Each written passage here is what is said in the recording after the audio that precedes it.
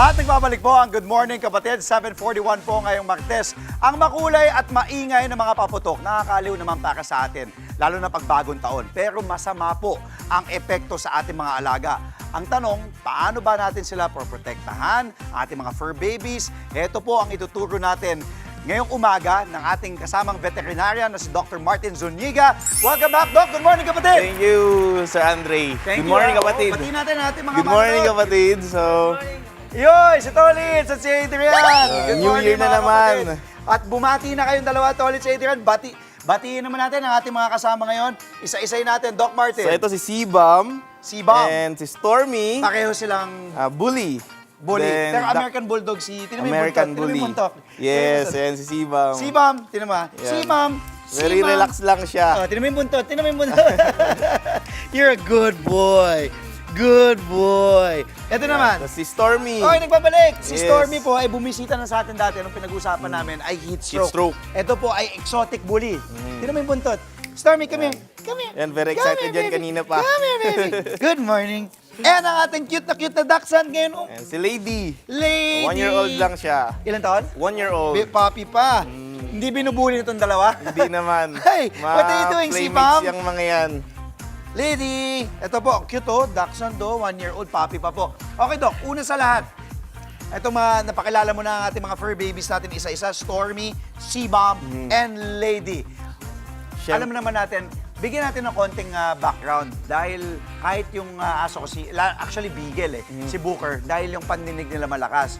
So si Booker kahit konti may mga papatok pa lang, takot na, nagtatago na, bumababa na yung buntot. Ano yung explanation doon, Doc? Siyempre, ang mga pets natin, yung dogs and cats, mas sensitive sila. So, yan, yung mga senses nila, especially yung hearing nila. So, kung sa atin, malakas na yung paputok, what more sa kanila. Oo, So, kasi mas malakas yung mas kanilang malakas yun. heightened senses. Kasi po, ang mga aso at mga pusa, di ba, linawin yung din mga natin pets yon. natin. Ano po yung posibleng epekto sa kanila? Dahil nung tuta pa lang po si Booker, mga siguro 4 months, or 8 months, dinala namin sa labas, paputok. Akala niya kamatayan na niya, talagang naghihiyaw na siya. So ano yung magiging epekto nun, lalo na yung mga natutroma? Sus, natulog na to. So, makikita natin una yung signs ng stress. So, yan, yung parang medyo traumatic sa kanila. Yung iba, naglalaway. So, iba, makikita nyo talaga nagtatago sa ilalim. Actually, meron mga cases, yung iba, nagtatakbo. So, talagang nagpapanik. So, yan yung iba na nanginginig. Oo. So, yan yung mga signs ng stress during may mga paputok. So, kasi very sensitive sa kanila yun, no? So, syempre, unang-unang kailangan muna natin gawin is maging prepared tayo. Sige, remedyohan before this. natin yon para pwede natin iwasan. Paano natin magiging prepared? Paano natin sila proprotektahan sa mga maiingay na paputok ngayong bagong taon? Doc Martin, sige. Ayun, syempre una maging prepared tayo. Magkaroon tayo ng plan. So, much better kung meron tayong isang place o isang room kung saan may iwas natin sila sa mga may ingay na celebration, party, may video okay pa, tapos paputok. So, syempre dapat well-ventilated din yung room. So, wag na nating ilabas. Pag talagang wag na better nating po. ilabas yung ating mga aso at pusa. Tapos, meron din tayong tinatawag, pag gusto mo itagdag, yung DIY natin Of course, syempre para sa anxiety nila, pwede Okay. tayong maglagay ng anxiety wrap. Okay, tawagin natin Pwede ang nating ating mahiwagang i-demonstrate. anxiety wrap. Sige, bigyan natin. Yan, thank you, John. Yan. Okay. Tapos Pwede ito natin po, i-try. ibabalot natin. Sige, Dok, gagayahin. Ito po mga kapatid, pwede nyo pong gawin to sa inyong mga tahanan, sa may mga aso at pusa, fur babies. Oh, naaamoy nyo, babies?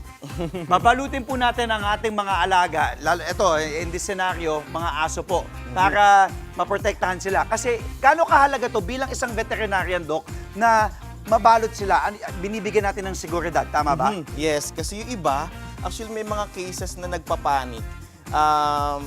Unang-una sa lahat, hindi recommended na itali sila somewhere lang. Oo. Kasi yung iba, nagpapanik. So, yung iba, nasasakal pa. Correct. Yung iba, tinatry pa nilang mag-escape. Yung iba, actually, nakakalabas ng bahay. So, during the New Year's celebration, nakakalabas pa. So, may mga ganong cases. So, hanggat maaari, magiging kalmado sila. Okay. So, Sige, ito isa game. sa way ng Si Lady, yung ating Ayan. dachshund. Sige. Gagayahin ko, So, no, Doc? sa Ay, ilalim sorry, ng baby. neck. I'm sorry, baby. I'm sorry. Yan, sa ilalim ng neck. Tapos, Na ano lang, naipit lang sa paa niya, no? yeah. Oo. Yan naman Dahan-dahan, sa dahan-dahan. Dahan-dahan. Naipit sa kuko. Tolits. Yan. Okay. Yan. Okay. Okay. So, sa ilalim ng Ako neck. kay Stormy na lang ako. Hmm? Sige. Tapos, Hindi po laruan to. naglalaro sila. Okay. Tapos, i-cross Okay, dito natin ka sa muna. ibabaw Yan. ng... Sa ibabaw ng... Paano po? ah, So, Doc, sa ilalim ganito, ng sa neck. ilalim? Yes. Basta hindi sila masasakal, Doc, ha? Yes. Tapos po? Enough lang na parang may naka-hug sa kanila. Okay. Tapos po? Tapos, i-cross natin sa ibabaw. Opo. Tapos, i-cross uli natin sa ilalim, sa may ilalim. belly. Okay. Tapos, pwede nating dito tayo magtatay ng Hindi knot. kasha dito, Doc. Hindi kasya. Oo. Ang laki mo kasi, Malaki Stormy. kasi si Stormy. Pero taba mo. mga ganun lang yung itatakip lang natin, no? Mhm. So, Parang nakabalot enough lang sa na may kanila. naka-hug sa kanila. Okay. So, Tapos pag ito hindi pa rin umepekto sa kanila dahil si Booker, yung aking beagle, pag ginaganto ko, takot pa rin. Ano ang pwede natin idagdag na remedyo? well, kumbaga, hindi lang kasi ito. So, dapat talaga much better na sa loob sila ng room kung saan magiging kalmado Baka talagang sila. kalmado, no? Yung hindi maririnig yung mga Yung malalakas hindi na maririnig paputok. yung mga- Lalo na yung mga iba, sobrang lakas, di ba? Yung Yes. mga, oo. Akala mo, ano na Oo. pagsabog eh. Oo. Sa mga nais naman pong lumapit sa'yo, sumangguni at kumonsulta, Doc Martin, paano po kayo Well, mahanap, makukontak? Pwede po ba? Saan kayo pwede i-mensahe? Pwede tayo mag-message sa FB page, Big Boss Animal Clinic. Or lalo na sa mga emergency situation, syempre hindi lang ito yung this New Year's Eve, hindi lang ito yung mga nangyayari, no? Meron pang madalas, madalas hindi lang anxiety ang nagiging cases natin but mga food poisoning. Yes, So, lalo na may chocolates. Tapos, iba kumakain ng mga bones ng chicken. So, nagla-lodge sa neck nila. So, may mga ganong emergency tayong na-experience. Iba kung ano-ano nakakain. May grapes, may raisins. So, kailangan din, syempre, alam natin yung ano ba yung mga safe and mga poisonous na food na for them. Tama. So, Tama. ayun. Syempre, laging tandaan na ang New Year is time for kasiyahan and celebration. Oo. Okay, maraming salamat muli sa pagbisita. Doc Martin Zuniga Thank you, po, Andre. ating veterinarian ngayong umaga sa Good Morning Kapatid. Sa Hayop Ka. Salamat din kay Tolits, kay Adrian, at kay Lady, kay Stormy, and kay Sibam. Sibam, ating mga bisita ngayong umaga sa Hayop Ka. Tandaan po lagi na protektahan natin ang ating mga fur babies, lalo na ngayon na maraming mga paputok sa bagong taon. Mga kapatid, Andre Felix po, manatiling may alam pagdating sa mga mahalagang balita sa loob at labas ng bansa. Mag-follow at mag-subscribe na po sa social media pages ng News 5.